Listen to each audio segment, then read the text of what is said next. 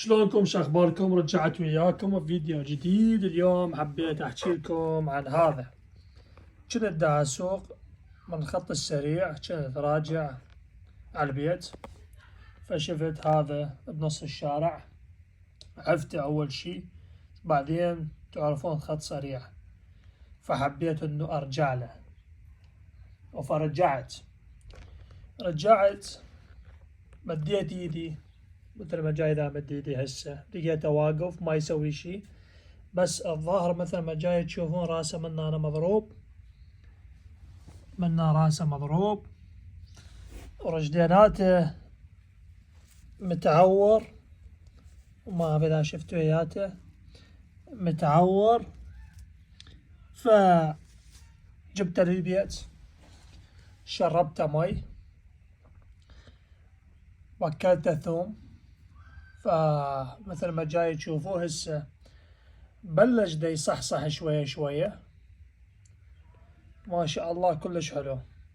اعتقد انه هذا نقار خشب، بس يشبه الطائر الهدهد، الكل يعرف طائر الهدهد.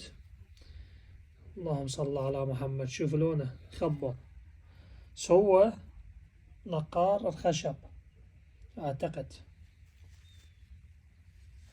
صح، بس اخاف بنفس الوقت يزرف لي ايدي. شوف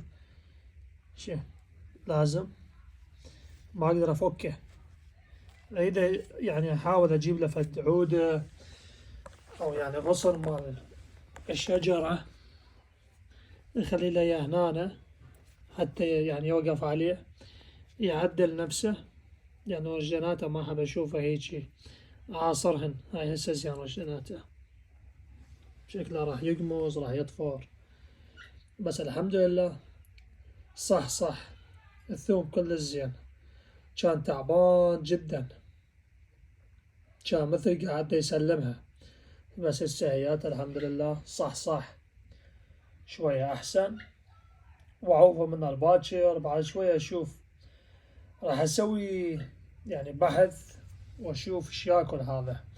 أعتقد ياكل أنواع الفواكه، بس هم لازم نسوي يعني بحث عنه ونشوف إيش ياكل، واللي يعرف إيش ياكل هذا النوع الطائر، أو اللي يعرف شنو هو، هل هو هدهد أو هم شنو، أو هو نقار خشب. فاللي يحب يفيدنا بشي يكتب لنا بالتعليقات. وين أنا ما أعرف، الجيران احتفال ما أعرف شنو، متونسين. تمام، انتظرونا فيديو آخر، أي شي يصير يعني وياي راح أقول لكم. تمام، تحياتي وسلامي للكل. لا تنسون دعم القناة، واكتبوا لنا أي شي تقدرون تفيدونا به.